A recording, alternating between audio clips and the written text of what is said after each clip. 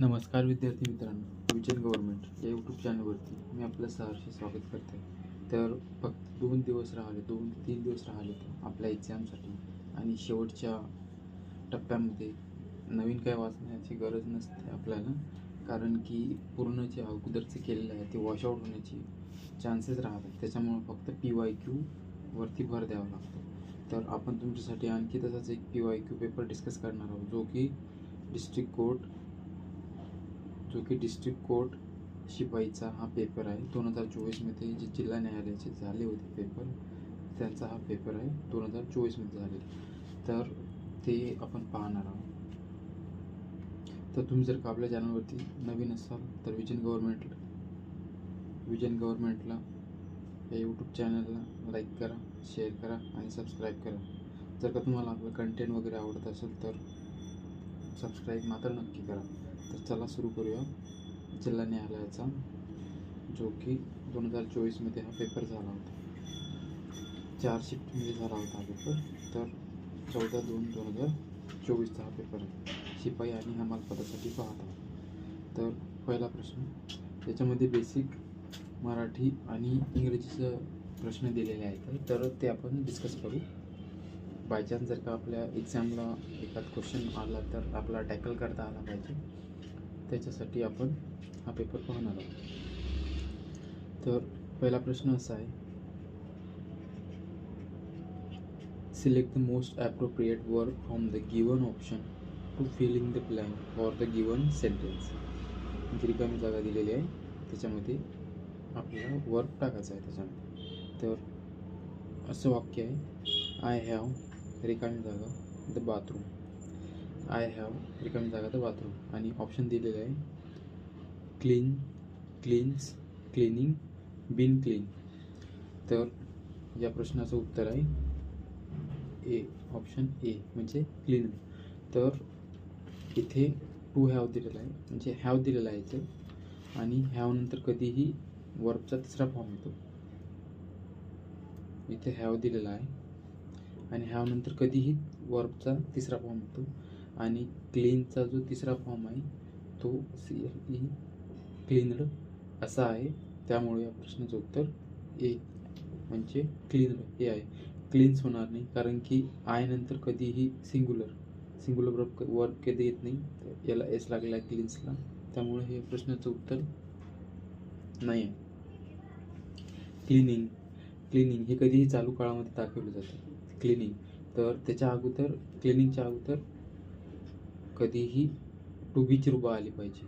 To बीची रूपं आली पाहिजे. त्याच्या अगोदर टू बीची रूपे असले तर त्याच्यानंतर कंटिन्युअस टेन्स म्हणजे बिफोर वर्ब, चौथा वर्ब जे आहे, वर्बचा चौथा घात वापरला जातो, त्यामुळं हे पण नाही. बीन क्लीन हा होऊ शकतो, परंतु आपल्याला एकदम सिंपल वाक्य विचारलेलं आहे, तर त्याच्यामुळे या प्रश्नाचं उत्तर हे क्लीनड हे आहे. वर्बवरती हा प्रश्न होता, बेसिक प्रश्न होता एकदम. त्याच्यानंतर पाहू दुसरा प्रश्न. Select the appropriate article from the below option to complete the sentence. म्हणजे आर्टिकल विचारलं आहे आपल्याला, जर का आर्टिकलची गरज नसेल तर there is no requirement for article of the given sentence. जर का गरज नसेल तर वापरू नका. प्रश्न असा दिलेला आहे त्याच्यामध्ये, आय थिंक रिकामी जागा soup is ready, so let's eat now before it gets cold. म्हणजे मला वाटते, आय थिंक रिकामी जागा सूप इज रेडी, सूप जे आहे तयार झालेलं आहे, सो लेट्स इट नाव म्हणजे आपण खायचं आता, की ते थंड होण्याच्या अगोदर आपण खायला पाहिजे. तर असं वाक्य दिलेलं आहे त्याच्यामध्ये, आणि तिथं आपल्याला विचारलेलं आहे की आर्टिकल, तर इथे कोणतं आर्टिकल येते, द येईल की येईल की ॲन येईल की नो आर्टिकल.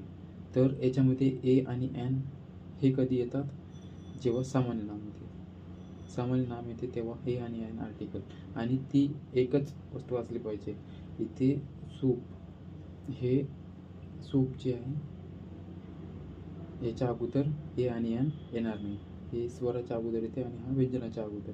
गोष्ट एक असली पाहिजे आणि सामान्य असली पाहिजे, तेव्हा ए आणि ॲन वापरू शकतो. आणि जर का गोष्ट विशिष्ट असेल, जर का ती गोष्ट विशिष्ट असेल तर त्याच्यासाठी आपण द आर्टिकल वापरतो. आणि या प्रश्नाचं उत्तरसुद्धा एच आहे, म्हणजे द हे आर्टिकल वापरले जाते. इथे द येईल. The soup, I think the soup is ready, म्हणजे इथपर्यंत जर असतं तर याचं उत्तर असतं ए. परंतु त्याच्यानंतर सो पुढचं वाक्य दिलेलं आहे, so it's now before it, म्हणजे विशिष्ट सूपबद्दल त्यांनी इथं व्यक्त केलेलं आहे. त्यामुळं द हे आर्टिकल इथे वापरलेलं आहे. द हे आर्टिकल इथे वापरलेलं आहे. म्हणून या प्रश्नाचं उत्तर आहे I think the soup is ready. The soup is ready, so it's let eat now before it's gets cold. तर याचं प्रश्नाचं उत्तर होतं ए, द. त्यानंतर पुढचा प्रश्न,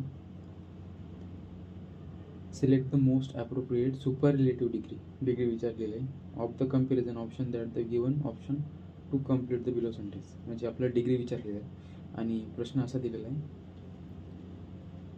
दिशा इज द रिकामी जागा student among the all the students. म्हणजे दिशा ही जी मुलगी आहे ती बाकीच्या स्टुडंटपेक्षा हुशार आहे. तर इथे आपल्याला डिग्री विचारलेली आहे आणि तुम्हाला माहीत आहे की कधी पण इथे सुपररिलेटिव्ह डिग्री विचारलेली आहे. म्हणजे डिग्रीचे 3 फॉर्म असतात, एक पॉझिटिव्ह डिग्री, त्यानंतर कंपॅरेटिव्ह डिग्री आणि सुपररिलेटिव्ह डिग्री. तर इथे सुपररिलेटिव्ह डिग्री विचारलेली आहे म्हणजे, आणि सुपररिलेटिव्ह डिग्री जे सगळ्यांमध्ये, पॉझिटिव्ह डिग्री जी आहे ते एका व्यक्तीबद्दल, कंपॅरिझन जे आहे 2 व्यक्तीमध्ये होते, आणि सुपररिलेटिव्ह डिग्री जी आहे ती 2पेक्षा अधिक, म्हणजे 2-4पेक्षा अधिक जे व्यक्ती असेल त्याच्यामध्ये जे आपण त्यांची तुलना करण्यासाठी जी वर्ब वापरली जातो, ॲडजेक्टिव्ह वापरली जातो सॉरी, त्याच्यासाठी सुपररिलेटिव्ह डिग्री येते. आणि यामध्ये द आर्टिकल आलेलं आहे आणि द आर्टिकल नंतर कधीही जी डिग्री आहे ती सुपररिलेटिव्ह डिग्री वापरली जाते. तर त्याच्यामुळे इथे ऑप्शन दिलेलं आहे. इथे ऑप्शन आहे पहिला, more intelligent, most intelligent, least taller, more comfortable. More comfortable तर होणार नाही, कारण की इथे आपल्याला त्याच्याबद्दल गुण जे आहे त्याच्याबद्दल आपल्याला माहिती सांगायची आहे. लिस्ट टॉलर, आता हे टॉलर दिलेलं आहे इथं, लिस्ट दिलेलं आहे म्हणजे कमी, टॉलर आणि कंपॅरेटिव्ह डिग्रीसाठी दिलेलं आहे लिस्ट टॉलर. इथे ऑप्शन म्हणजे हा हे ऑप्शन गेला, ऑप्शन बी आणि डी. आता त्यानंतर मोर इंटेलिजंट की मोस्ट इंटेलिजंट, तर मोर जे आहे ते नाही, तर इथं ऑप्शन सी मोस्ट इंटेलिजंट, म्हणजे ही डिग्रीचा, इंटेलिजंटचा जी डिग्रीचा प्रकार आहे हा सुपररिलेटिव्ह डिग्रीचा हा प्रकार आहे मोस्ट इंटेलिजंट. म्हणून या प्रश्नाचं उत्तर आहे option C most intelligent. Disha is the most intelligent student among all the student, म्हणजे ते सगळ्या स्टुडंटपेक्षा खूप जास्त स्मार्ट आहे. कोण? दिशा. असा प्रश्न होता डिग्रीबद्दल. त्याच्यानंतर पाहू आपण बेसिक प्रश्न होता डिग्रीच्या फॉर्मवरती. त्याच्यानंतर पाहू आपण पुढचा प्रश्न. पुढचा प्रश्न असा आहे, select the correct option with the proper punctuation for the given sentence below. याच्यामध्ये आपल्याला पंक्च्युएशन विचारलेलं आहे, म्हणजे विरामचिन्ह वापरून कोणते वाक्य बरोबर होईल. आणि वाक्य दिलेलं आहे, Adam said I love this movie. Direct इनडायरेक्टचं वाक्य आहे आणि याच्यामध्ये पंक्च्युएशन आपल्याला वापरायचे विचार. तर याच्यामध्ये ऑप्शन पाहू आपण. पहिला ऑप्शन आहे ॲडम सेड, पहिला ऑप्शन दिलेला आहे इथे, ॲडम सेड पूर्णविराम आय लव दिस मूवी. इथे 2 अवतरण चिन्ह आणि प्रश्नार्थक चिन्ह कधी सोबत येत नाही, म्हणून हे ऑप्शन गेला, पहिला ऑप्शन गेला. दुसरा option, Adam said I love this movie. इथे हे ऑप्शन होऊ शकते याचं. त्याच्यानंतर आपण दुसरा ऑप्शन पाहू आणखी, ॲडम सेड, इथे कोलन दिलेला आहे, इथे कोलन दिलेला आहे म्हणून हेही ऑप्शन गेला. ऑप्शन 4 बघू आता. ॲडम सेड, इथे संयुक्त चिन्ह दिलेलं आहे त्याच्यामुळं हे पण होणार नाही, म्हणजे ऑप्शन बी जे आहे या प्रश्नाचं उत्तर आहे. Adam said I love this movie हे या प्रश्नाचं उत्तर आहे, म्हणजे ऑप्शन बी या प्रश्नाचं उत्तर आहे. त्याच्यानंतर पाहू आपण पुढचा प्रश्न. पंक्च्युएशनवरती दिलेला आहे हा प्रश्न, विरामचिन्हावरती, आणि बेसिक टाईपमध्ये हा प्रश्न मोडतो. जर का तुम्हाला विरामचिन्हाचं बेसिक नॉलेज असेल तर हे प्रश्न तुम्ही आरामात टॅकल करू शकता. त्याच्यानंतर पाहू आपण पुढचा प्रश्न. खालील शब्दाचा समानार्थी शब्द ओळखा. खालील शब्दाचा समानार्थी शब्द ओळखा. मृदू. मृदू या शब्दाचा समानार्थी शब्द विचारायला, तर कोमल, कोम, कोरडा, कणखर. ते तिन्ही ऑप्शन नाही आहे, तर ऑप्शन ए कोमल हे जे आहे या प्रश्नाचं उत्तर आहे. मृदू, कोमल. पाचव्या प्रश्नाचं उत्तर आहे ऑप्शन ए. त्याच्यानंतर पाहू आपण पुढचा प्रश्न. Select the most appropriate form of the present tense from the given option to filling the blanks in the below sentence. याच्यामध्ये प्रेझेंट टेन्स आपल्याला विचारलेला आहे. प्लीज आणि वाक्य असं आहे, प्लीज रिकामी जागा of the fan when you leave. म्हणजे तुम्ही फॅन ऑफ करजा तेव्हा जेव्हा तुम्ही रूम सोडसाल तेव्हा. तर याच्यामध्ये ऑप्शन दिलेला आहे switch, switching, switches, is switch. आपल्याला प्रेझेंट टेन्स विचारलेला आहे. स्विचिंग हे कंटिन्यूस टेन्स आहे, याचा प्रश्नच नाही. आणि याच्या अगोदर ॲम इज आर म्हणजे टू बीची रूप येते, to be plus V four होते, त्या स्ट्रक्चरमुळं येत नाहीच ऑप्शन. स्विचेस हा येऊ शकते. इज स्विच हे पण कंटिन्यूसमध्येच राहणार, पण इथे फॅन्सबद्दल दिलेलं आहे, म्हणजे फॅन्स हे जे आहे प्लुरल आहे आणि स्विचेस आहे हे सिंग्युलर आहे. स्विचेस जे आहे सिंग्युलर आहे आणि स्विच जे आहे हे प्लुरल आहे. म्हणजे हे V1 आहे आणि फॅन्स प्लुरल असल्यामुळं V1 वापरतो, आणि स्विचेस हे जे आहे V5 आहे आणि हे सिंग्युलर नामानंतर यांचा वापर केला जातो. म्हणून या प्रश्नाचं जे उत्तर आहे ते ऑप्शन ए उत्तर दिलेलं आहे तसं, switch V1. Please switch off the fan when you, please switch off the fans, please switch off the fans when you leave. म्हणजे तुम्ही जसाल तेव्हा फॅन ऑफ करता म्हणून ऑप्शन ए या प्रश्नाचं उत्तर. तर बेसिक प्रश्न होते तो एकदम इंग्लिशवरती. थोडंसं जर का नॉलेज असेल तर तुम्ही आरामात टॅकल करू शकता. त्याच्यानंतर मराठीचे प्रश्न दिलेले आहे. 15 मार्कासाठी मराठी आणि इंग्लिश हे दोन्ही दिलेलं आहे, आणि 15 मार्कासाठी GK दिलेलं आहे. तर हा जिल्हा न्यायालयाचा पेपर पाहत आहोत आपण. जर का तुम्ही आपल्या चॅनलवरती नवीन असाल तर विजन गव्हर्नमेंटला फॉलो नक्की करा. तुम्ही जर का स्पर्धा परीक्षेची जरी तयारी करत असाल तर तुमच्यासाठी विजन गव्हर्नमेंट अत्यंत उपयुक्त असे ठरणार आहे. क्वालिटीचं पूर्ण कंटेंट देण्याचा मी तुम्हाला प्रयत्न करेल, आणि जे काय पाहतो आपण ते नेहमी PYQs पाहणार, दुसऱ्या कोणते हवाबाजी वगैरे काही पाहणार नाही आहोत. त्याच्यामुळे विजन गव्हर्नमेंटला सबस्क्राईब करा. चला त्याच्यानंतर पाहू पुढचा प्रश्न. खालील वाक्याचे नकारार्थी वाक्य रूपांतर केलेले अचूक वाक्य होता. नकारार्थी वाक्याचे अचूक म्हणजे होकारार्थी वाक्य दिलेलं आहे, ते आपल्याला वाक्य ऑप्शनमधून नकारार्थी वाक्य ओळखायचे आहे. तर वाक्य दिलेलं आहे चहा गरम आहे. तर वाक्य कोणते दिले? चहा गरम आहे हे होकारार्थी वाक्य आहे, होकारार्थी आहे, ते आपल्याला नकारार्थी वाक्याचं याच्यामधून. तर पहिला ऑप्शन आहे चहा गरम, चहा थंड नाही होणार. चहा थंड आहे हे पण नाही होणार. चहा गरम नाही, चहा गरम आहे का हा प्रश्नार्थक तर होणारच नाही. तर चहा गरम आहे म्हणजे याचा ऑप्शन पहिला होणार की चहा थंड नाही म्हणजे चहा गरम आहे. नकारार्थी वाक्यात रूपांतर करायचं आपल्याला विचारलं होतं. जे चहा गरम आहे तर याचं चहा गरम नाही, चहा गरम आहे, चहा गरम नाही हे तर होणार नाही. जे गरम जे आहे ते विरुद्धार्थी. कधी पण होकारार्थी वाक्याचे जर का नकारार्थी करायला सांगितले, होकारार्थीचे नकारार्थी, तर जे वाक्यामध्ये पहिल्या वाक्यामध्ये जर का जे शब्द दिलेला आहे, उदाहरणार्थ इथे गरम शब्द दिलेला आहे, तर याच्यामध्ये काय करायचं, गरमच्या विरुद्धार्थी शब्द पाहायचा. गरमच्या विरुद्धार्थी शब्द कोणता आहे? थंड. तर त्याच्यामुळं या प्रश्नाचं उत्तर ऑप्शन ए म्हणजे चहा थंड नाही म्हणजे चहा काय आहे? गरम आहे. तर इथे या प्रश्नाचं उत्तर जे आहे ते ऑप्शन ए येईल. चहा थंड नाही म्हणजे चहा गरम आहे. बेसिक प्रश्न होता हा आहे. आणि आपण शिपाई भरतीसाठीचा अभ्यास करत आहोत, तर आपल्याला त्याच लेवलवरती प्रश्न वगैरे विचारले जाते म्हणजे, आणि कोणते राहते प्रश्न जे आउट ऑफ सिलेबस राहते आणि ते आपल्याला टॅकल करायला पण थोडे हे जातात. आणि जिल्हा न्यायालयाचे पेपर थोडेसे टफच होते तर उच्च न्यायालयापेक्षा, त्याच्यामुळं थोडासा अभ्यास केला तरी आरामात होऊन जाईल. त्याच्यानंतर पाहू पुढचा प्रश्न. खालील वाक्यातील प्रयोग ओळखा. प्रयोग विचारलेला आपल्याला. वाक्य दिलेलं आहे, तू डोळ्यात पाणी आणायचे नव्हतेस. तू डोळ्यात पाणी आणायचे नव्हतेस. तर याच्यामध्ये हा संकर प्रयोग आहे. डायरेक्ट ओळखावा लागेल संकर प्रयोग, कारण की इथे वाक्याची सुरुवात तूने झाली आहे. वाक्याची सुरुवात जर का तू किंवा तुम्हीने झाली आणि कर्त्याला आणि कर्ता आणि कर्माला जर का प्रत्यय असेल आणि क्रियापद जे आहे ते सप्रत्यय असेल. स म्हणजे इथे स पण आहे, इथे वाक्य सुरुवात तूने झालेली आहे, इथं त बी आहे, म्हणजे प्रत्येकाला प्रत्यय आहे. त्याच्यामुळे हा संकर प्रयोग आहे. आणि ऑप्शनमध्ये असं एकच उत्तर आहे की संकर प्रयोगावरती आहे, म्हणजे कर्तृकर्म भाव. कर्तृकर्म भाव हे जे आहे संकर प्रयोग आहे. आणि या प्रश्नाचं उत्तर हेच आहे, संकर प्रयोग.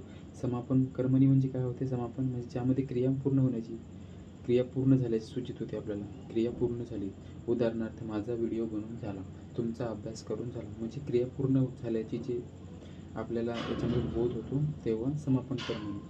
आणि प्राचीन कर्मणी याच्यामध्ये शक्यतो जे ज प्रत्यय राहतात, क्रियापद जे आहे ते ज प्रत्यय असते. उदाहरणार्थ बोली चेले, करवी चिले यासारखे आणि जे दोहे वगैरे आहेत जुन्या काळातील उदाहरणे, त्यांचा याच्यामध्ये या उदाहरणामध्ये वापर होतो.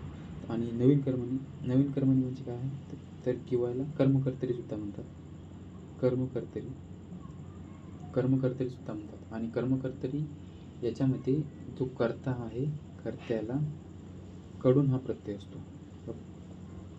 हा जो प्रयोग ओळखायची ट्रिक आहे की कर्त्याला कडून प्रत्यय असते. उदाहरणार्थ मांजराकडून उंदीराला पकडण्यात आले, न्यायाधीशाकडून दंड ठोठावण्यात आला, यासारखे उदाहरण जे आहे कडून प्रत्ययाचे ते नवीन कर्मणीमध्ये.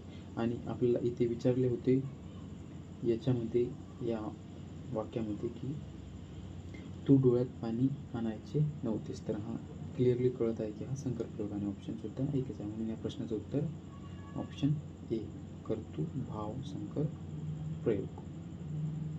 त्याच्यानंतर पाहू पुढचा प्रश्न 9. खालील शब्दाचा योग्य अर्थ ओळखा. खालील शब्दाचा योग्य अर्थ ओळखा. केलेले उपकार जाणणार, याला काय म्हणतात? कृतज्ञ म्हणतात का दयाळू? कृतज्ञ का कृपाळू? तर हे जे दोन शब्द आहे, कोण? एक कृतज्ञ आणि कृतज्ञ. मॅक्झिममली हाच विचारला जाते. आणि कृतज्ञ आणि कृतज्ञमध्ये थोडंसं कन्फ्युजन होते, त्यामुळं हा प्रश्न विचारला जातो. तर केलेले उपकार जो जाणणारा असतो, जो केलेले उपकार जाणणारा असतो त्याला कृतज्ञ म्हणतात. आणि केलेले उपकार जे जाणत नाही, केलेले उपकार न जाणणारा, केलेले उपकार न जाणणारा म्हणजे कृतघ्न असतो. आणि ते विचारलं केलेले उपकार जाणणारा, म्हणून याचं ऑप्शन एक कृतज्ञ हा उत्तर आहे. त्याच्यानंतर पाहू पुढचा प्रश्न.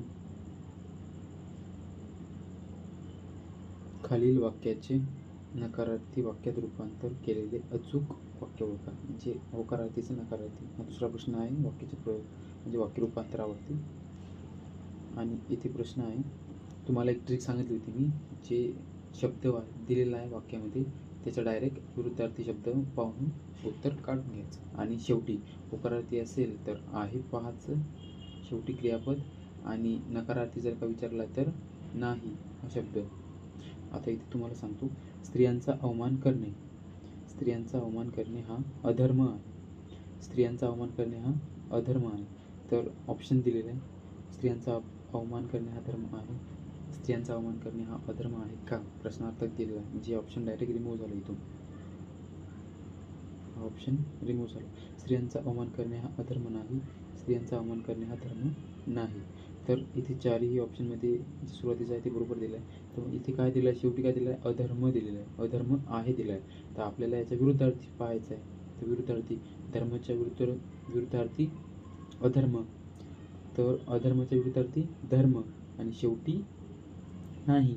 तर यामध्ये ऑप्शन बी जे आहे या प्रश्नाचं उत्तर आहे. हा धर्म आहे, हा तर होणार नाही कारण की होकारार्थी आहे. अधर्म नाही, अधर्म इथे दिलेला आहे, अधर्म इथे दिलेला आहे. आणि मी तुम्हाला सांगितलेलं आहे की जे वाक्यामध्ये जो शब्द दिला आहे त्याच्या विरुद्धार्थी हा शब्द पाहायचा. आणि ते अधर्माच्या विरुद्ध काय होते, धर्म. आणि शेवटी नाही, कारण की नकारार्थी विचारलं. म्हणून या प्रश्नाचं उत्तर जे आहे ऑप्शन डी हे या प्रश्नाचं उत्तर आहे. वाक्यात रूपांतर करताना होकारार्थीच नकारार्थी करताना ते ट्रिक तुम्ही जी सांगितली ट्रिक आहे ते लक्षात ठेवा, तुम्हाला 100% तुमचं उत्तर चुकणार नाही. या प्रश्नाचं उत्तर आहे ऑप्शन डी. त्यानंतर पाहू पुढचा प्रश्न. 11वा प्रश्न. खालील कोणता घटक भारतीय हवामानावर परिणाम करत नाही? खालील कोणता घटक भारतीय हवामानावर परिणाम करत नाही? तर पूर्वेकडून येणारे चक्रीवादळ, अक्षवृत्त, समुद्राचे अंतर, समुद्राच्या सपाटीपासूनची उंची. तर हे जे तिन्ही घटक आहे, अक्षवृत्त, समुद्राचे अंतर आणि समुद्र सपाटीपासूनची उंची, हे भारतीय हवामानावर परिणाम करतात. भारतीय हवामानावर परिणाम करतात. आणि पूर्वेकडून येणारे वादळ म्हणजे चक्रीवादळ हे जे असं काही ऑप्शन जे दिलेलं आहे त्याच्यामध्ये पूर्व काही ठरत नाही ह्या भारतीय हवामानासाठी. तर त्याच्यामुळे या प्रश्नाचं उत्तर हे नाही, म्हणजे पूर्वेकडून येणारे चक्रीवादळ हे होऊ शकत नाही. तर समुद्र सपाटीपासूनची उंची, अंतर आणि अक्षवृत्त हे जे आहे हे भारतीय हवामानावर परिणाम करतात. तर या प्रश्नाचं उत्तर दिलेलं आहे म्हणजे करत नाही विचारलेलं आहे, म्हणून या प्रश्नाचं उत्तर ऑप्शन ए पूर्वेकडून येणारे चक्रीवादळ. हे संकट किंवा आपत्ती वगैरे घेऊन येते, हवामानावरती वगैरे फरक पडत नाही याचा. आणि तुम्हाला माहीत आहे की भारतीय हवामान जे आहे ते नैऋत्य मोसमी वाऱ्यापासून येणारे जे वारे आहेत त्याच्यामुळे पाऊस वगैरे जे आहे ते आपल्याला भारतीय हवामानावरती म्हणजे पावसावरती फरक पडतात. तर त्याच्यामुळं या प्रश्नाचं उत्तर ऑप्शन ए आहे. आणि समुद्रापासूनचे अंतर आणि समुद्र सपाटीपासूनची उंची हे पाऊस वगैरे येणे आणि हवामान वगैरे चेंज होणे, क्लायमेट चेंज वगैरे होणे याच्यासाठी पूरक ठरतात. तर या प्रश्नाचं ऑप्शन ए हे उत्तर आहे. तर आपल्याला नाही विचारलेलं आहे, तर ऑप्शन ए. त्यानंतर पाहू पुढचा प्रश्न. खालीलपैकी कोणते राज्य तापी नदीच्या खोऱ्याने व्यापलेले आहे? तर तापी नदीबद्दल विचारलेलं आहे. तापी नदी आणि हिचा प्रवाह मध्य प्रदेश, महाराष्ट्र, गुजरात म्हणजे 1, 2 आणि 3 या तिन्ही राज्यातून आपल्याला पाहायला मिळतो. महाराष्ट्र आणि गुजरात आणि मध्य प्रदेश. तर महाराष्ट्रामध्ये तिची लांबी खानदेशाची कोकण कन्या अशी तिला ओळखली जाते आणि 282 किलोमीटर महाराष्ट्रामधून ती पूर्ण वाहत जाते. मध्य प्रदेशामध्ये तिचा उगम होते तापी नदीचा आणि बैतूल येथे तापी नदीचा उगम होते आणि गुजरातमधून शेवटी ती भरूचच्या खाडी जी आहे तिथे जाऊन ती अरबी समुद्राला मिळते. म्हणजे आपल्याला तिचा जो मार्ग आहे हा तीनही राज्यामधून आपल्याला पाहायला मिळतो, कोणत्या? तापी नदीचा. त्यामुळं या प्रश्नाचं उत्तर जे आहे अ, ब, क हा तिन्ही या तिन्ही राज्यामधून आपल्याला तापी नदी जाते आणि तिचे खोरे सुद्धा तिन्ही राज्यामध्ये आपल्याला पाहायला मिळते. म्हणून ऑप्शन सी 1, 2, 3 बरोबर. त्याच्यानंतर पाहू पुढचा प्रश्न.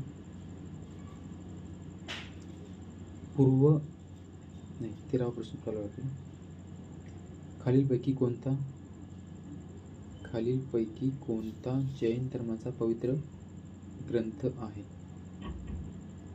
खालीलपैकी कोणता जैन धर्माचा पवित्र ग्रंथ आहे? तर याच्यामध्ये ऑप्शन आहे ए महावंश, अंग, दीपवंश आणि त्रिपिटक. हा ते ग्रंथ नाही. अंग हे जे आहे हे राज्य होते, तर जेव्हा 16 महाजनपद होते त्याच्यामध्ये अंग हे एक राज्य होते. त्रिपिटक हे जे आहे हे बुद्ध धर्माशी रिलेटेड आहे. त्रिपिटक. तर या प्रश्नाचं उत्तर आहे ऑप्शन ए महावंश हे या प्रश्नाचं उत्तर आहे. महावंश हा जो जैन धर्माशी महावंश हा जो ग्रंथ आहे हा जैन धर्माचा पवित्र ग्रंथ आहे. त्याच्यानंतर पाहू आपण पुढचा प्रश्न. पूर्व घाटातील खालीलपैकी कोणते सर्वोच्च शिखर आहे? पूर्व घाटातील सर्वोच्च शिखर विचारलेलं आपल्याला. पूर्व घाटातील तर जावडी, अन्नाईमुडी, महेंद्रगिरी हे शिवरॉय. हे सर्व जे पर्वतरांगा दिलेल्या आहेत, पर्वतरांगा किंवा टेकड्या आहे ह्या नेमक्या, आणि पूर्व घाट हा सलग नसून सह्याद्री घाट पश्चिम घाट जसा सलग आहे तसा पूर्व घाट हा टेकड्यांमध्ये विभागलेला आहे. आणि ही जी टेकड्या आहेत महेंद्रगिरी, अन्नायमुडी तर पश्चिम घाटातील आहे आणि तो तामिळनाडूमध्ये वसलेले आहे. आणि शेवरॉय हिल्स, जावडी आणि महेंद्रगिरी तर पूर्व घाटातील सर्वोच्च शिखर कोणते आहे तर महेंद्रगिरी हे पूर्व घाटातील सर्वोच्च शिखर आहे. आणि हे आंध्र प्रदेशामध्ये स्थित आहे. महेंद्रगिरी. आणि शेवरॉय आणि जावडी हिल्स जे आहे हा तामिळनाडूमध्ये आपल्याला पाहायला मिळते. आणि पश्चिम घाटातील जे सर्वोच्च शिखर आहे, पश्चिम घाटातील सर्वोच्च शिखर तर ते कोणतं आहे दोडा बेट्टाचे सर्वोच्च शिखर आहे ते पश्चिम घाटातील आहे. आणि सह्याद्री महाराष्ट्राचा भाग आहे पश्चिम घाटाचा. आणि त्याच्यामधले सर्वोच्च शिखर कोणते आहे तर कळसुबाई आणि त्याची 1646 एवढी उंची आपल्याला पाहायला मिळते. आणि तो अहिल्यानगरमध्ये आहे. तर असा हा प्रश्न होता. त्याच्यानंतर पाहू आपण पुढचा प्रश्न. Medium range surface to air missile weapon system has been developed bye.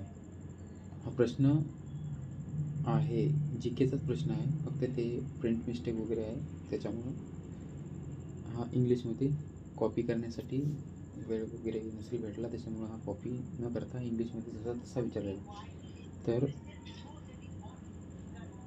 तर या प्रश्नाचं उत्तर आहे ऑप्शन काय आहेत इस्रो, GSRE, DRDO आणि HAL. तर भारतासाठी जे मिसाईल वगैरे आणि अँटीड्रोन वगैरे प्रणाली जी आहे ते कोण विकसित करते तर DRDO हे विकसित करते. आणि इस्रो जे आहे हे जर का काही अवकाशामध्ये पाठवायचे वगैरे असेल उपग्रह वगैरे जे पाठवण्यासाठी इस्रो ही संस्था कार्यरत आहे. आणि मिसाईल वगैरे आणि वेपन्स वगैरे जे डेव्हलप करणे हे कोणाचे कार्य आहे तर DRDOचे कार्य आहे. तर त्याच्यामुळं मिसाईल इथे विचारलेलं आहे की मीडियम रेंज. आणि हे DRDO याचे मुख्यालय ओडिशामध्ये. आणि इथे विचारलं आहे medium range surface to air missile हे DRDOद्वारे विकसित केले जाते. तर त्याच्यानंतर पाहू आपण पुढचा प्रश्न. आणि अवकाशाशी संबंधित जी आहे ती इस्रो ही संस्था आहे. 16वा प्रश्न. सरदार वल्लभभाई पटेल कोणत्या वर्षी काँग्रेसचे अध्यक्ष झाले.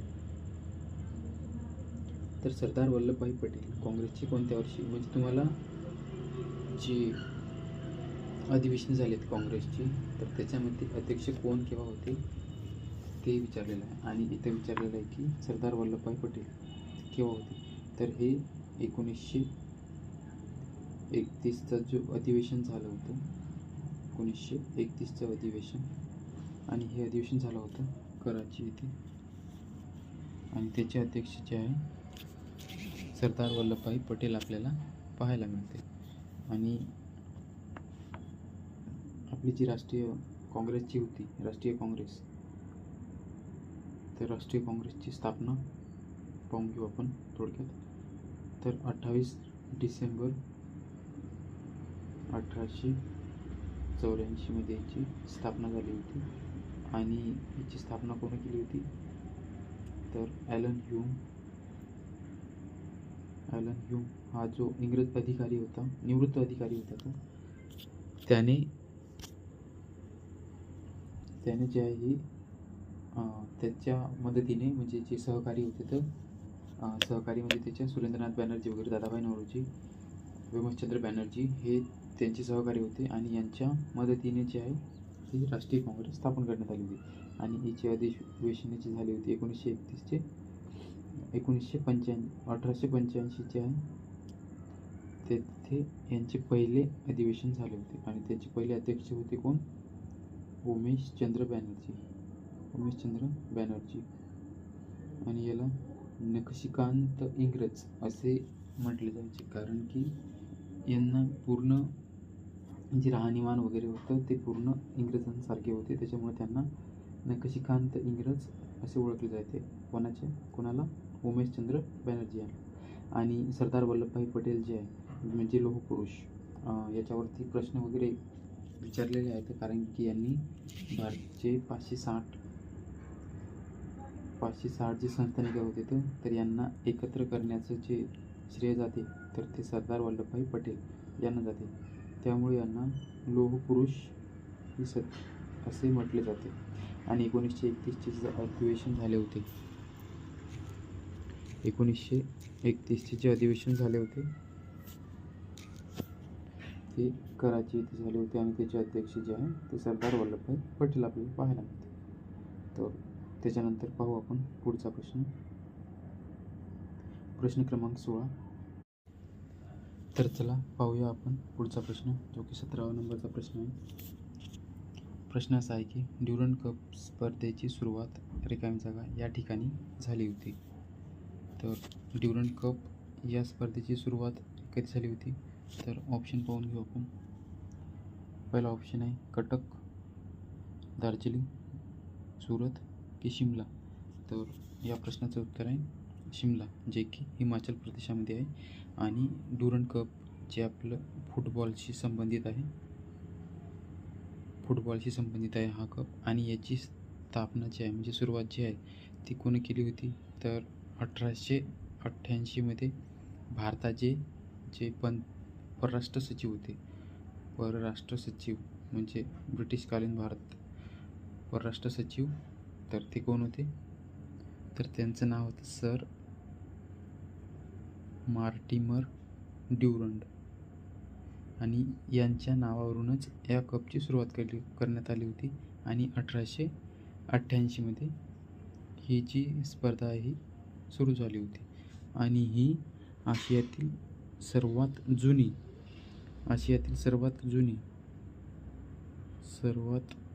जुनी आणि जगातील तिसरी जुनी ही स्पर्धा आहे. कोणती? ड्युरंड कप. आणि याची ठिकाणी कुठे झाली होती? सुरुवात कोणत्या ठिकाणी झाली होती? तर शिमला, जे की हिमाचल प्रदेशामध्ये आहे, येथे याची सुरुवात झाली होती.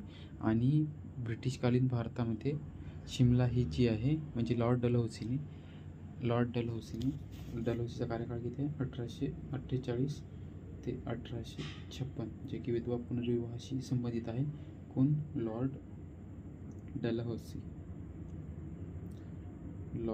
डलहौसी याने ही शिमला जी आहे ही उन्हाळी राजधानी बनवली होती. कोणी? Lord Dalhousie.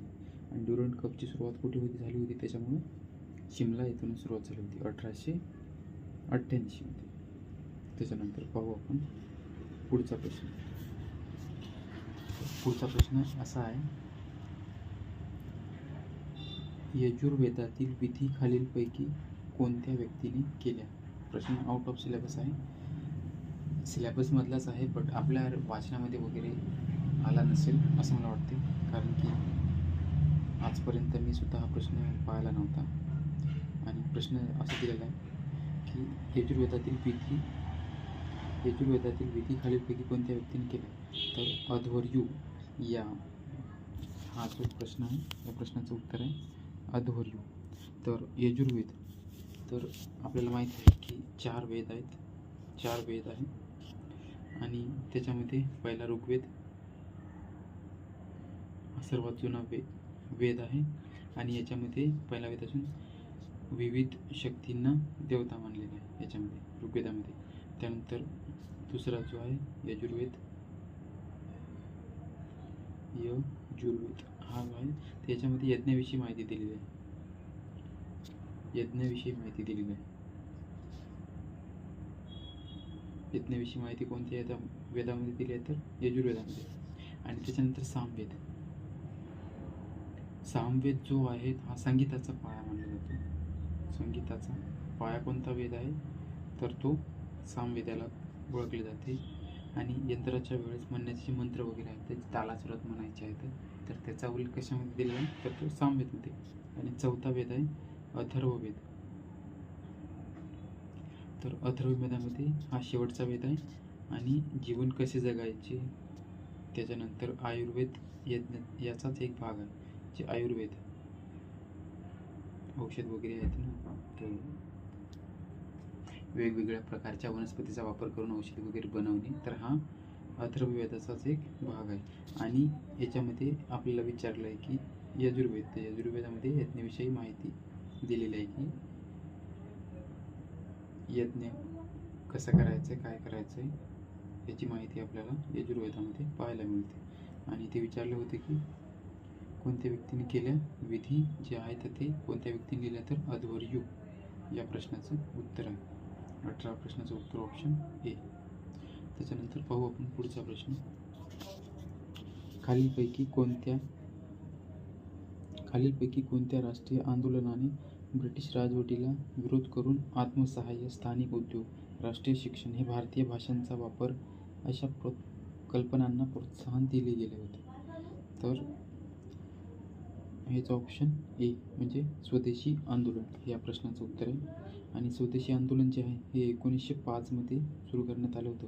आणि या जो आंदोलन होतं याचा मुख्य जो उद्देश कशावरती होता, तर बहिष्कार, म्हणजे जी सरकारची त्यावेळची जी सरकारची शाळा वगैरे त्यांनी जे परदेशी माल वगैरे बाहेर आपल्या भारतामध्ये आणत होते त्यांच्यावरती बहिष्कार टाकायचा आणि जास्त करून खादी याला प्रोत्साहन द्यायचे. तर याच्यामध्ये सर्वाधिक महत्त्वाचे जे नेते होते तर ते लाल, बाल आणि पाल, म्हणजे हे लोकमान्य टिळक, हे बिपिनचंद्र आणि बाल गंगाधर टिळक, हे लाला लजपत राय आणि बिपिनचंद्र पाल, हे 3 नेते होते त्यावेळेस उदयाला आले होते. आणि स्वदेशी आंदोलनावरती लोकमान्य टिळकांनी तर खूप सारा म्हणजे पॉप्युलर करून टाकलं या जे स्वदेशी आंदोलन होतं त्याला. आणि स्वदेशी जे वस्तू वापरायच्या आहेत तर याची सुरुवात आपल्याला पाहायला मिळते जे महाराष्ट्राचे पहिले आद्य क्रांतिकारक होते. आद्य क्रांतिकारक कोण? वासुदेव बळवंत फडके. वासुदेव फडके यांनी खादीला प्रोत्साहन त्यावेळेस दिले होते. तर आणि त्याच्यानंतर 1905ला या नेत्यांनी या आंदोलनातून आपल्या भारतीय जी ब्रिटिश राजवटीनी विरोध करून त्याला आत्मसहाय्य वगैरे जे स्थानिक उद्योग, राष्ट्रीय शिक्षण आणि भारतीय भाषांचा वापर प्रोत्साहन दिले, याच्यामुळे कोणत्या स्वदेशी आंदोलनामुळे. आणि त्यानंतर मग महात्मा गांधींनी सुद्धा या 1915च्या नंतर या चळवळ आहे त्याच्यामध्ये भाग घेतला किंवा आपला सहभाग नोंदवला. त्या प्रश्नाचं उत्तर आहे ऑप्शन ए स्वदेशी आंदोलन. त्याच्यानंतर पाहू आपण पुढचा प्रश्न. राज्याच्या राज्यपालाची नियुक्ती कोणाद्वारे केली जाते? तर राज्याच्या राज्यपालाची नियुक्ती कोणाद्वारे केली जाते? लोकसभा, केंद्र सरकार, भारताचा सरन्यायाधीश किंवा मुख्यमंत्री. तर केंद्र सरकारद्वारे राज्यपाल नियुक्त केला जातो. आणि हा नियुक्त केला जातो तर कोण करतो याला नियुक्त? तर राष्ट्रपती, जे की सध्याच्या द्रौपदी मुर्मू आहे. द्रौपदी मुर्मू. आणि या पहिल्या आदिवासी नेत्या आहे आणि दुसऱ्या महिला आहे. आणि पहिल्या आदिवासी महिला आहे जे की राष्ट्रपती बनल्या. आणि यांनी नियुक्ती केली आपल्या राज्यपालाची, जे की सध्याचे जिष्णुदेव शर्मा आहे. हा प्रश्न जो मी 2-3 व्हिडिओ 2-4 दिवस झाले व्हिडिओ बनवत आहे तर त्याच्यामध्ये आपल्याला प्रत्येक शिफ्टमध्ये हा पेपरमध्ये प्रश्न पाहायला मिळतो राज्यपालावरती. त्याच्यामुळं एकदा त्याच्यावरती नजर मारून घ्या.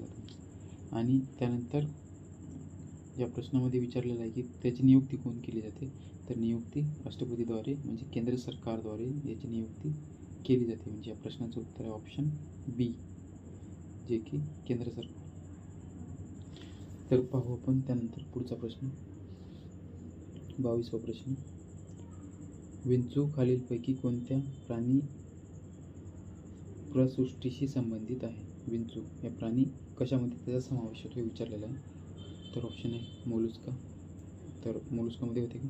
नाही होत. याचा समावेश मोलुस्कामध्ये होत नाही. याच्यामध्ये वलयांकृत जी प्राणी किंवा जे उदाहरणार्थ गोगलगाय,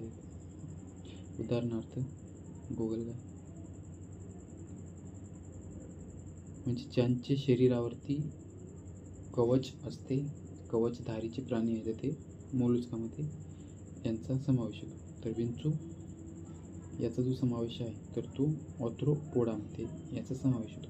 तर ऑर्थ्रोपोडा म्हणजे याचा अर्थ काय होते? ऑर्थ्रोपोडा ऑर्थ्रो म्हणजे त्यांचे जॉईंट आणि पोडा म्हणजे लेग. पोडा म्हणजे लेग होते आणि ऑर्थ्रो म्हणजे जॉईंट, जे की म्हणतो ना आपण डॉक्टर ऑर्थ्रो वगैरे लावतो, म्हणजे आपल्या जॉईंटवरती वगैरे काही प्रॉब्लेम असेल तर ते डॉक्टर ऑर्थ्रो बांधते. तर त्या हाच ऑर्थ्रो आहे. म्हणजे ऑर्थ्रोचा जो अर्थ आहे तो होतो जॉईंट आणि पोडा म्हणजे लेग. म्हणजे असे प्राणी ज्यांचे जॉईंट लेग झालेले आहे, म्हणजे प्राण्यांचे पाय वगैरे जोडलेले आहेत, अशा प्राण्यांचा समावेश ऑर्थ्रोपोडामध्ये केला जातो. त्यांचे जर का पाय, उदाहरणार्थ विंचू हा प्राणी आहे, तर यांना असे पाय असतात, तर यांचे लेग जे आहेत तर ते जॉईंट असतात त्यांच्या शरीराला. आणि याच्यामध्ये कोळी, विंचू, माशी, आपले घरमाशी वगैरे, झुरळ यांचा समावेश होतो, या प्राण्यांचा समावेश होतो ऑर्थ्रोपोडामध्ये. आणि ऑर्थ्रोपोडा हा जो संघ आहे हा पूर्ण सृष्टीतला सर्वात मोठा संघ आहे. म्हणजे सर्वाधिक प्राणी जे आहे ते आपल्याला ऑर्थ्रोपोडामध्ये पाहायला मिळतात. आणि सर्वात मोठा संघ हा अपृष्ठवंशीय प्राण्यांचा हा सर्वात मोठा गट आहे, ऑर्थ्रोपोडा. ॲनिलिडा याच्यामध्ये गांडूळ येतो. ॲनिलिडा हा दुसऱ्या नंबरचा, ॲनिलिडा जो हा संघ आहे हा दुसऱ्या नंबरचा सर्वात मोठा संघ आहे. तर याच्यामध्ये आपल्याला विंचू विचारला होता, तर विंचू ऑर्थ्रोपोडामध्ये येतो. जॉईंट लेग असतात त्याच्यामुळे ऑर्थ्रोपोडामध्ये त्याचा समावेश केला जातो. त्याच्यानंतर पाहू आपण पुढचा प्रश्न. खालीलपैकी कोणत्या मार्गाने सरकारने घटनेत हमी दिलेल्या समानतेची अंमलबजावणी करण्याचा प्रयत्न केला आहे? तर कायद्याद्वारे, सरकारी कार्यक्रमांच्या माध्यमातून. तर ऑप्शन दिले आहे 1 किंवा 2 यापैकी एकही नाही, केवळ 1 किंवा 2 किंवा 1 आणि 2. तर या प्रश्नाचं उत्तर आहे ऑप्शन डी, जे की 1 आणि 2. म्हणजे जर का सरकारनं एखाद्या घटनेची हमी वगैरे दिलेली आहे किंवा त्या समानतेची जी अंमलबजावणी करण्याचा जे प्रयत्न वगैरे करतात ते कशाद्वारे? कायद्याद्वारे. म्हणजे संसदेमध्ये एखादा कायदा वगैरे केला जातो, तो पास केला जातो आणि त्यानुसार आपली जी भारतातील जी जनता आहे त्यांच्यावरती हा लागू केला जातो. उदाहरणार्थ GST वगैरे केला होता, GST बिल रिसेंटलीचं, आणि त्याच्या थ्रू आपल्या जे घटनेत आहे किंवा बदल वगैरे केला होता त्यांनी. आणि सरकारी कार्यक्रमांच्या माध्यमातून, म्हणजे जे काही सरकारी कार्यक्रम वगैरे त्यांचे चालू राहतात त्याच्यामधून सुद्धा आपल्याला सरकारची जी धोरणं वगैरे आहेत ती आपल्याला पाहायला मिळतात. तर या प्रश्नाचं उत्तर आहे 1 आणि 2. त्याच्यानंतर पाहू आपण पुढचा प्रश्न 24 नंबरचा.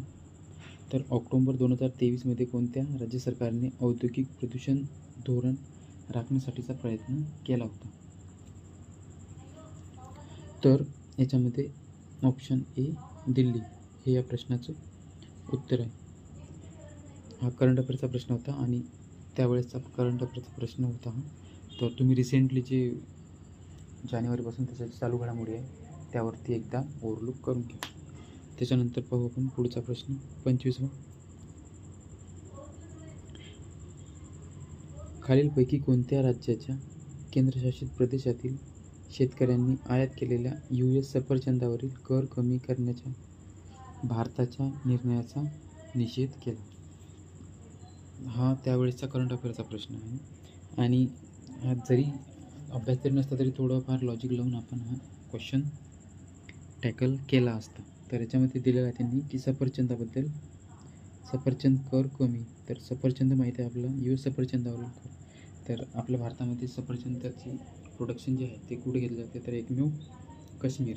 म्हणून या प्रश्नाचं उत्तरसुद्धा काश्मीरचं आहे आणि काश्मीरमध्ये सर्वाधिक सफरचंदाची शेती वगैरे केली जाते. तर या प्रश्नाचं उत्तर आहे ऑप्शन सी, काश्मीर हे या प्रश्नाचं उत्तर आहे. आणि त्यानंतर पाहू आपण 26 नंबरचा क्वेश्चन. रिकामी जागामध्ये गांधीजींनी ब्रिटिशांनी पारित केलेल्या रौलेट कायद्याविरोधात सत्याग्रहाचे आवाहन केले. तर याच्यामध्ये रॉलेट ॲक्ट कधीचा आहे हा विचारलेला आहे. तर रॉलेट ॲक्ट कधीचा आहे तर 1919चा रॉलेट ॲक्ट. आणि हा इंग्रजांद्वारे आपल्या भारतीय हा जो कायदा ब्रिटिशांनी पारित केला होता, या कायद्याद्वारे, याला काळा कायदा असे म्हणतात. आपल्या भारतीयांनी याला काळा कायदा असा या कायद्याचा उल्लेख केला होता. आणि हा 1919मध्ये जे सिडने रॉलेट होते त्यावरचे गव्हर्नर सिडने रॉलेट हे जे त्यावेळेसचे गव्हर्नर होते तर त्यांनी हा कायदा पास केला. आणि या कायद्याला काळा कायदा, कारण की कोणत्याही संशयितांना खटल्याशिवाय 2 वर्षापर्यंतचा ताब्यात ठेवण्याची परवानगी जी आहे हे या कायद्याने दिली होती. कोणत्या? रॉलेट ॲक्ट या कायद्यामुळं. तर नागरी स्वातंत्र्य जे होते ते निलंबित केले किंवा वृत्तपत्रावर स्वातंत्र्यावर गदा आणली होती या कायद्याने. आणि त्याच्यामुळे या कायद्याला काळा कायदा म्हटले जात होते. आणि महात्मा गांधींनी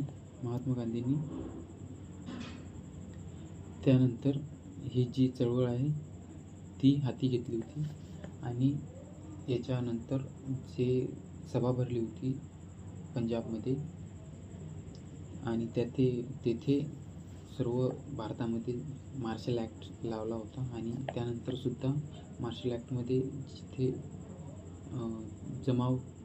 जमावबंदी, मार्शल ॲक्ट म्हणजे जमावबंदी, तर जिथे जमाव असेल तेथे पाहताच त्यांना गोळी वगैरे मारण्याचे आदेश दिले होते. तर असंच रॉलेट ॲक्टच्या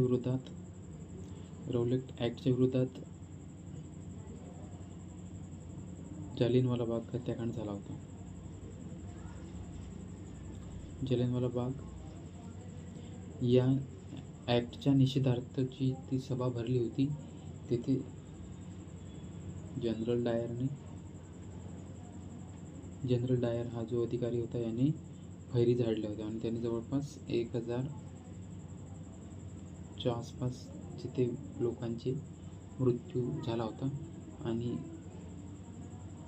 हे रॉलेट ॲक्टच्या विरोधात जेव्हा ती सभा भरली होती तेव्हाच झाले होते. तर हा रॉलेट ॲक्ट होता. तर त्याच्यानंतर पाहू आपण पुढचा प्रश्न. तर या प्रश्नाचं उत्तर आहे 1919. रॉलेट ॲक्ट कधीचा आहे तर हा 1919. 27वा प्रश्न. खालीलपैकी काय औषध, रोग आणि उपचाराशी संबंधित आहे? खालीलपैकी काय औषध आणि उपचाराशी संबंधित आहे? तर या प्रश्नाचं उत्तर आहे 27व्या प्रश्नाचं उत्तर. याच्यामध्ये ऑप्शन आहे यजुर्वेद, अथर्ववेद, ऋग्वेद की सामवेद. तर या प्रश्नाचं उत्तर आहे यजुर्वेद. तर औषध, रोग या उपचाराशी संबंधित कोणता वेद आहे तर यजुर्वेद. अथर्ववेद आता सांगितलं तुम्हाला की याच्यामध्ये जीवन कसे जगायचे. आणि आयुर्वेद हा भाग आहे. ऋग्वेद हा सर्वात जुना. सामवेद हा संगीताचा भाग आहे. तर या प्रश्नाचं उत्तर यजुर्वेद हे आहे. त्याच्यानंतर पाहू पुढचा प्रश्न. आयोडीनच्या कमतरतेमुळे खालीलपैकी कोणता रोग होतो? तर आयोडीनच्या कमतरतेमुळे कोणता रोग होतो तर गलगंड. रक्तक्षय म्हणजे हाच ॲनिमिया. शरीरात रक्ताची कमतरता झाली की ॲनिमिया हा रोग होतो. बेरी व्हिटॅमिन बीच्या कमतरतेमुळे होणार रोग. आणि स्कर्वी हा व्हिटॅमिन सीच्या कमतरतेमुळे होणार रोग. आणि व्हिटॅमिन एमुळे रातआंधळेपणा होतो. व्हिटॅमिन डीमुळे मूळदूस किंवा रिकेट्स, हाडे कमकुवत होणे. Vitamin D. आणि येथे विचारलेलं आहे की आपल्याला आयोडीनच्या कमतरतेमुळे कोणता होतो तर गलगंड हा याचं उत्तर आहे. आणि गलगंड हा रोग जो आहे हा कोणत्या कणांचा मारा केला जातो याच्यामध्ये? आयोडीन 131 हे जे मूलद्रव्य आहे, आयोडीन I-131 या मूलद्रव्याचा मारा करून गलगंड हा रोग बरा केला जातो. तर त्याच्यानंतर पाहू आपण 29व्या नंबरचा प्रश्न. प्रश्न असा आहे की tartaric acid is found in which of the following. Tartaric ॲसिडबद्दल विचारलेलं आहे. टार्टारिक ॲसिड तर कशामध्ये पाहायला मिळते? विनेगर हे तर एक स्वतःच ॲसिड आहे, त्याच्यामुळे हे नाही. आमला याच्यामध्ये विटॅमिन सी असतात. आणि टॅमारिंड किंवा स्पिनच, तर या प्रश्नाचं उत्तर आहे स्पिनच. याच्यामध्ये टार्टारिक ॲसिड आपल्याला पाहायला मिळते. तर टार्टारिक ॲसिडचे जे सूत्र वगैरे आहे ते तेवढं तर विचारणार नाही, पण तरी पण सांगून देतो तुम्हाला. टार्टारिक ॲसिडचं जे केमिकल फॉर्म्युला जो आहे तो आहे C4H6 आणि O6 हे त्याचा फॉर्म्युला आहे. आणि हे एक पांढरे स्फटिक असतात. पांढरे स्फटिकासारखे दिसणारे सेंद्रिय आम्ल आहे, जे की द्राक्ष आणि केळी, चिंच म्हणजे चिंच खाली की आपलं कसं तोंडाला कसं पाणी सुटते, तर ते कशामुळं, तर ते टार्टारिक ॲसिडमुळं सुटते. आणि या प्रश्नाचं उत्तर आहे स्पिनच. आणि व्हिनेगार म्हणजे acetic acid. Option A vinegar जे आहे त्याला काय म्हणतात, तर ॲसिटिक ॲसिड. आणि त्याचा फॉर्म्युला आहे CH3COOH, व्हिनेगार. तर या प्रश्नाचं उत्तर होतं ऑप्शन बी टॅमारिंड. त्याच्यानंतर 30वा प्रश्न, शेवटचा प्रश्न. बास्केटबॉल खेळाबाबत खालीलपैकी कोणते विधान योग्य आहे? तर या संघात 12 सदस्य असतात, पण प्रत्येक संघातील फक्त 5 खेळाडू या एका वेळी कोर्टवर असू शकतात. खेळादरम्यान चेंडू जाळ्यात टाकल्यास 2 गुण दिले जातात, परंतु 6.25 मीटर रेषेच्या बाहेरून चेंडू जाळ्यात टाकल्यास 3 गुण दिले जातात. तर हे असे 1 आणि 2 विधाने दिलेली आहेत. तर याच्यामध्ये बरोबर कोणते हे विचारलेलं आहे आपल्याला. तर याच्यामध्ये ऑप्शन ए दिलेला आहे, 1, 2 दोन्ही नाही. त्यानंतर दुसरा आहे केवळ 2, केवळ 1 आणि 1 आणि 2. तर बेसिकली असे जे प्रश्न राहतात, जे प्रश्न आपल्याला माहीत नसतात आणि एवढे मोठमोठे असतात, दिलेले असतात, तर बेसिक असतात की त्यांनीच आपल्याला उत्तर सांगण्याचा प्रयत्न करतात की बुवा आम्ही जे तुम्हाला विधाने विचारत आहोत तर ती तुम्ही मान्य करा की बरोबर आहे. त्याचे त्यांनी सांगितलेलं आहे. आपल्याला त्या प्रश्नाबद्दल एवढं माहीत नसतं, कारण की आपण स्पर्धा परीक्षेचा अभ्यास करतो आणि त्याच्यामध्ये एवढं असं वाचण्यामध्ये रिडिंगमध्ये येत नाही. तर बेसिकली ज्या निगेटिव्ह पेपर जेव्हा नसतो तेव्हा त्यांचे जर का सांगणं असेल की हे विधानं दिलेले आम्ही, तर हे तुम्ही बरोबरच मान्य करा. म्हणजे या प्रश्नाचं उत्तरसुद्धा त्यांनी दिलेलं आहे, 1 आणि 2 हे दोन्ही बरोबर आहेत. म्हणजे इथं माझ्या वाचनामध्ये तर आलेलं नाही आणि तुमच्या वाचनामध्ये आले असेल तरी पण त्याच्यामध्ये तुम्ही सोडू शकाल. पण बेसिकली जर का त्यांनी सांगितलं तर 12 सदस्य असतात, तर ठीक आहे असतात भाऊ. त्याच्यानंतर बास्केटबॉलमध्ये एवढे असं दिलेलं आहे, 3 गुण दिलेलं आहे, तर हां ठीक आहे. तर त्यांनी सांगितलं आहे, तर याच्यामुळे याचा ऑप्शन 1 आणि 2 हे अशी दोन्हीही बरोबर आहेत. तर आपण आज पाहिलेलं आहे जिल्हा कोर्ट न्यायालयाचे 30 प्रश्न. जर का तुम्हाला आपल्या चॅनलवरचे जर एक्सप्लेनेशन जर का आवडत असेल तर आपल्या चॅनलला लाईक करा, फॉलो करा आणि सबस्क्राईब करा. तर भेटूया पुढच्या व्हिडिओमध्ये. तोपर्यंत धन्यवाद.